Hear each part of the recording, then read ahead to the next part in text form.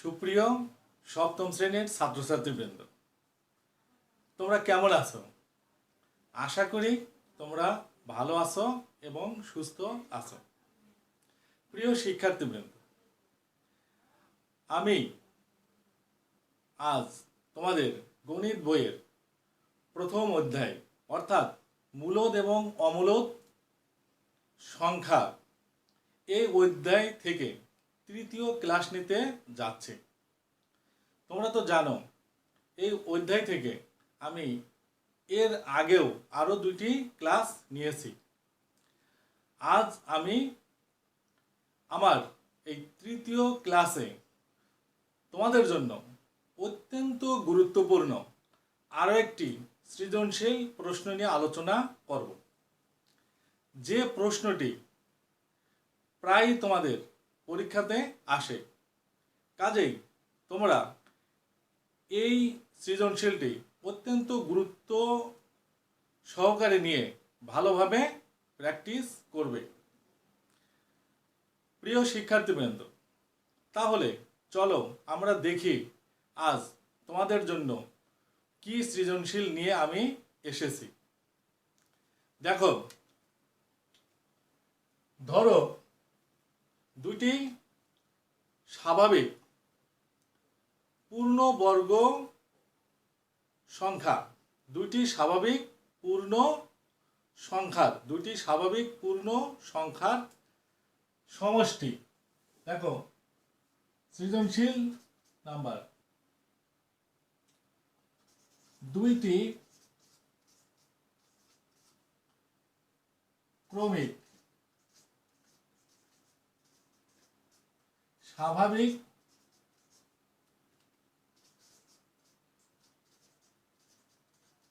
সংখ্যার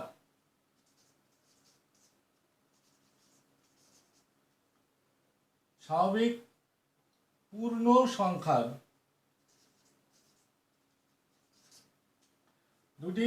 দুটি ক্রমিক স্বাভাবিক পূর্ণ সংখ্যার বর্গের অন্তর 37। দুটি ক্রমিক স্বাভাবিক পূর্ণ সংখ্যার বর্গের অন্তর 37। অর্থাৎ অনেক সময় বর্গের অন্তরও বলতে পারে, অনেক সময় বলতে পারে বর্গের বিয়োগফল 37। তাহলে দেখো এখানে কি ধরনের প্রশ্ন আসতে পারে। ধরো ক নাম্বার, 372 সংখ্যাটি পূর্ণ বর্গ সংখ্যা কিনা? পূর্ণ বর্গ সংখ্যা কিনা যাচাই করো। তারপরে খ, সংখ্যা দুটি নির্ণয় করো। সংখ্যা দুইটি নির্ণয় করো। আর গ, সংখ্যা দুটির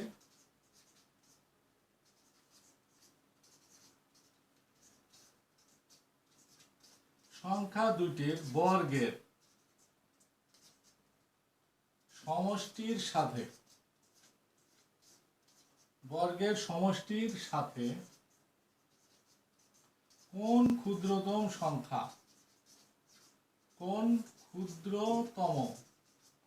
সংখ্যা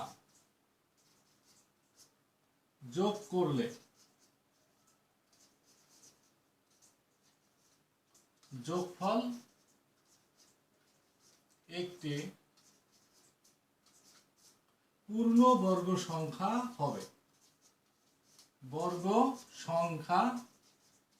হবে। প্রিয় শিক্ষার্থীবৃন্দ, আবার লক্ষ্য করো, আমি লিখেছি দুইটি ক্রমিক স্বাভাবিক পূর্ণ সংখ্যার বর্গের অন্তর 37।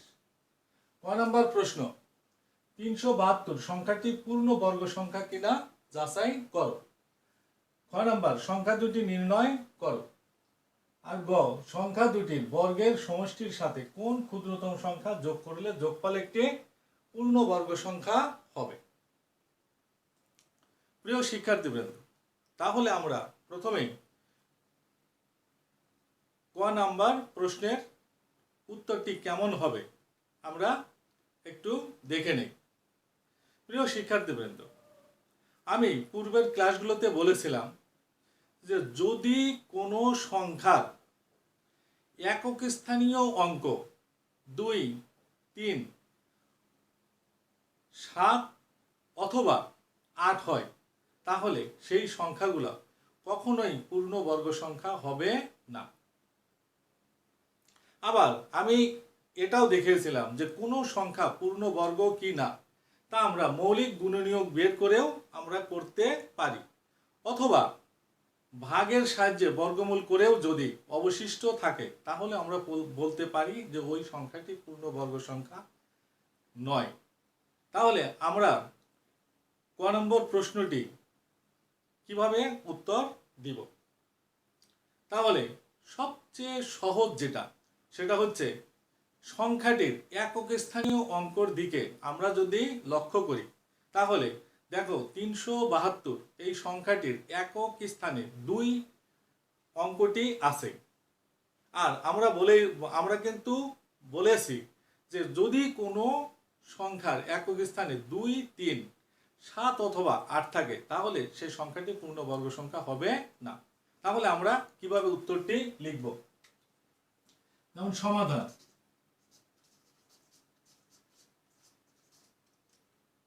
ক, তাহলে 372 সংখ্যাটির একক স্থানীয়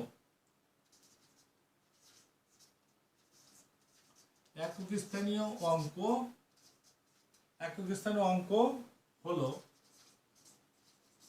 2। একক স্থানীয় অঙ্ক হলো 2।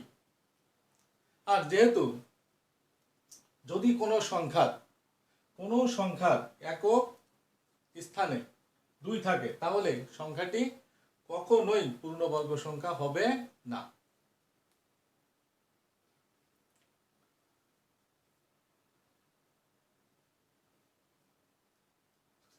কোনো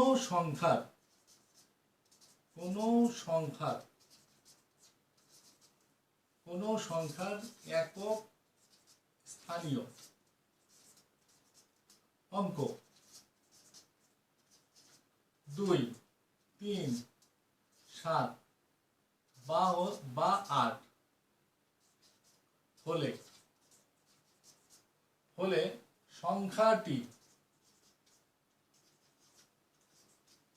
সংখ্যাটি পূর্ণবর্গ সংখ্যা হবে না। তাহলে সুতরাং 372 সংখ্যাটি পূর্ণবর্গ সংখ্যা নয়।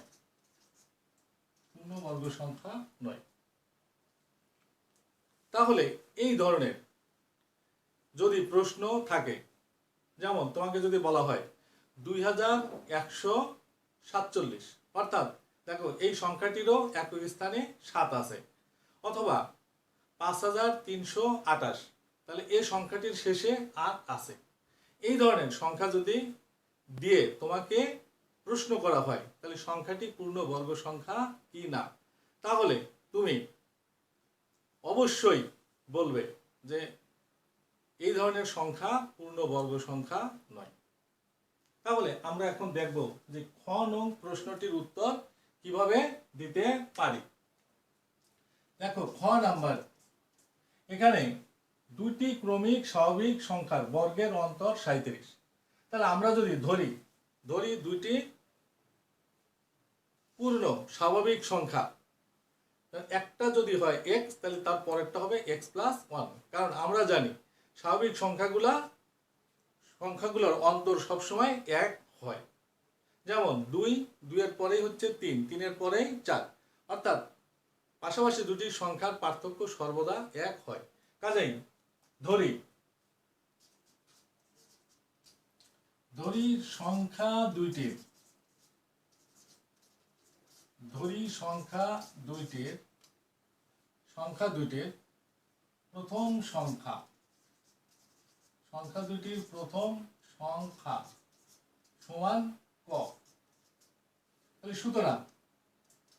সুতরাং দ্বিতীয় সংখ্যা সমান হবে ক যোগ হবে 1। তাহলে দেখো এখানে তাহলে প্রথম সংখ্যার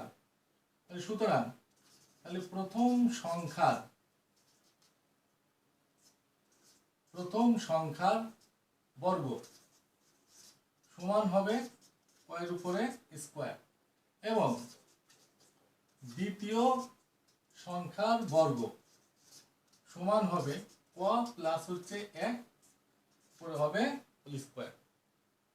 তাহলে প্রশ্ন মতে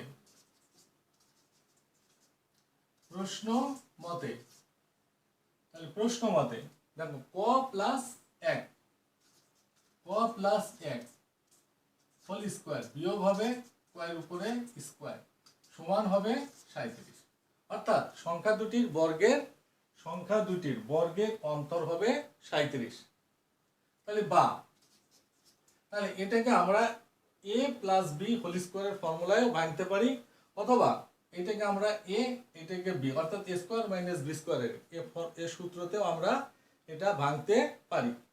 তাহলে সবচেয়ে যেটা অর্থাৎ a plus b whole square, তাহলে a স্কয়ার মানে হবে কয়ের উপরে স্কয়ার প্লাস 2ab অর্থাৎ 2 ক প্লাস হবে 1 মাইনাস হবে কয়ের উপরে স্কয়ার সমান হবে 37। তাহলে প্লাস কয় স্কয়ার এবং মাইনাস কয় স্কয়ার কাটা যাবে। তাহলে এখানে হবে 2 ক প্লাস হবে 1 সমান হবে 37। তাহলে হবে 2 ক সমান হবে 37 বিয়োগ হবে 1। তাহলে হবে 2 ক সমান হবে 36। তাহলে হবে ক সমান হবে 36 ভাগ হবে 2। তাহলে হবে ক সমান হবে 18। তাহলে এখানে প্রথম সংখ্যাটি হবে ক সমান হচ্ছে 18। তাহলে সুতরাং প্রথম সংখ্যা সমান ক সমান হবে 18, এবং দ্বিতীয় সংখ্যা সমান হবে ক যোগ 1 সমান হবে 18 যোগ হবে 1 সমান হবে 19। তাহলে আমরা এইভাবে প্রথম এবং দ্বিতীয় সংখ্যাটি নির্ণয় করতে পারি। প্রিয় শিক্ষার্থীবৃন্দ, এখন তাহলে চলো আমরা দেখি যে গ নং প্রশ্নের অ্যান্সারটা আমরা কিভাবে করতে পারি। দেখো এখানে দেওয়া আছে যে সংখ্যা দুটির বর্গের সমষ্টি। তাহলে প্রথম সংখ্যা আমরা খ থেকে পেয়েছি, প্রথম সংখ্যাটি হবে 18 এবং দ্বিতীয় সংখ্যাটি হবে 19। তাহলে আমরা লিখতে পারি গ যে খ হতে প্রাপ্ত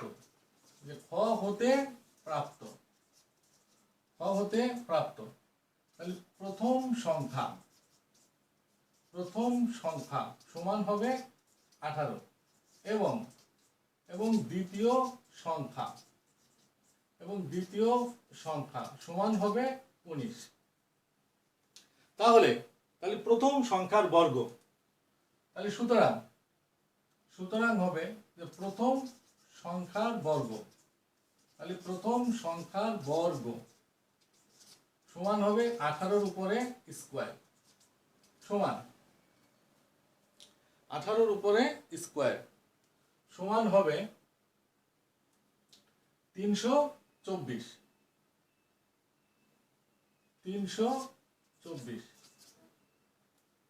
এবং দ্বিতীয় সংখ্যার বর্গ সমান হবে 19 এর উপরে স্কয়ার সমান হবে 361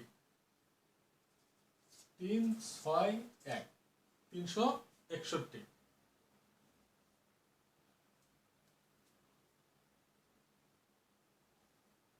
361 তাহলে সুতরাং তাহলে সংখ্যা দুইটির বর্গের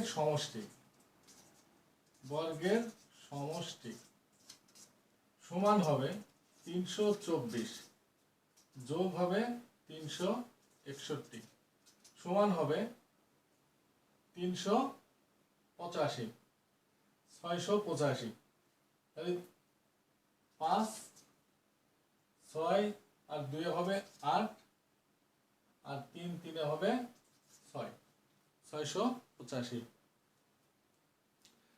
685 তাহলে এখন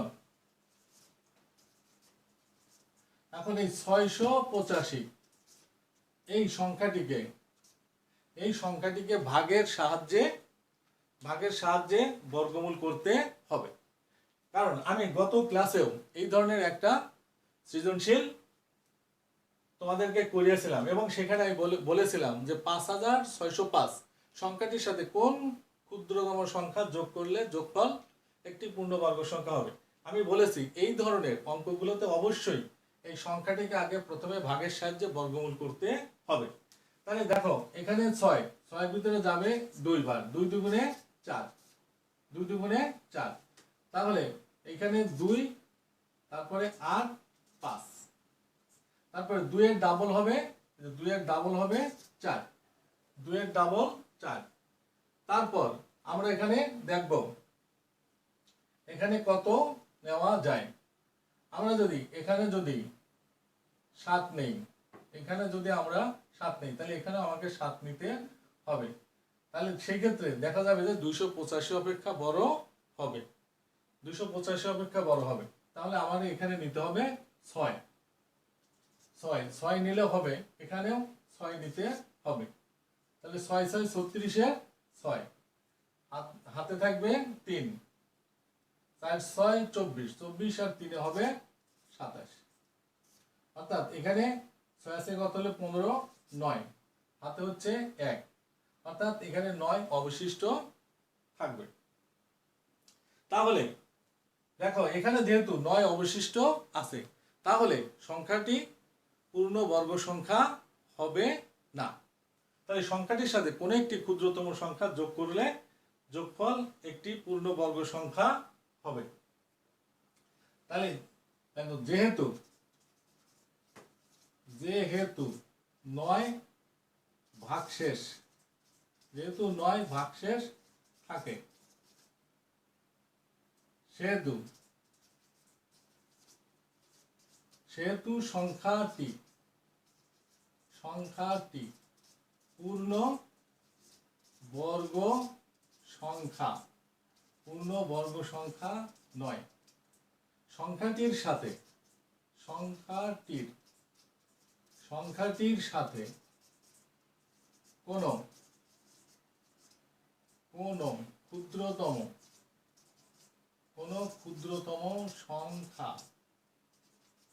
ক্ষুদ্রতম সংখ্যা যোগ করলে যোগফল পূর্ণ বর্গ সংখ্যা হবে,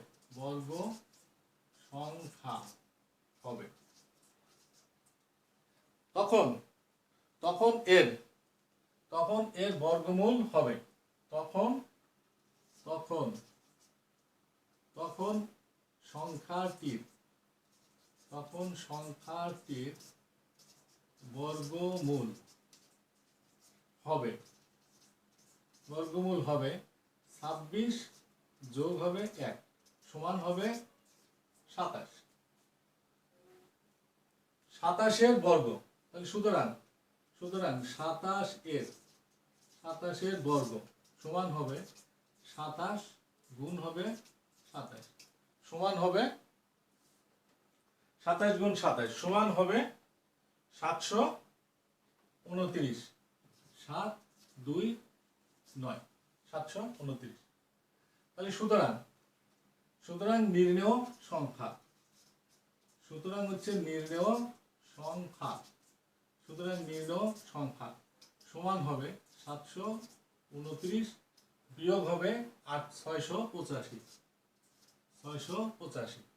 তাহলে 729 বিয়োগ হবে 685 সমান হবে 44, সমান হবে 44। তাহলে আমরা এভাবে এই সমস্যাটি সমাধান করতে পারি। প্রিয় শিক্ষার্থীবৃন্দ, এই সৃজনশীলটি অত্যন্ত গুরুত্বপূর্ণ, কাজেই তোমরা বাসায় এই সৃজনশীলটি ভালোভাবে প্র্যাকটিস করবে। আমি এর পরে ক্লাসেও আরও একটি সৃজনশীল প্রশ্ন নিয়ে তোমাদের সাথে আলোচনা করব। অর্থাৎ আমার উদ্দেশ্য হলো এই অধ্যায় থেকে যে ধরনের প্রশ্নই আসুক না কেন তোমরা যেন সঠিক এবং সুন্দরভাবে তার সমাধান করতে পারো। প্রিয় শিক্ষার্থীবৃন্দ, পরবর্তী ক্লাসটিও দেখবে এই আশাবাদ ব্যক্ত করে এবং তোমাদের সুস্বাস্থ্য কামনা করে আজকের মতো বিদায় নিচ্ছি। খোদা হাফেজ।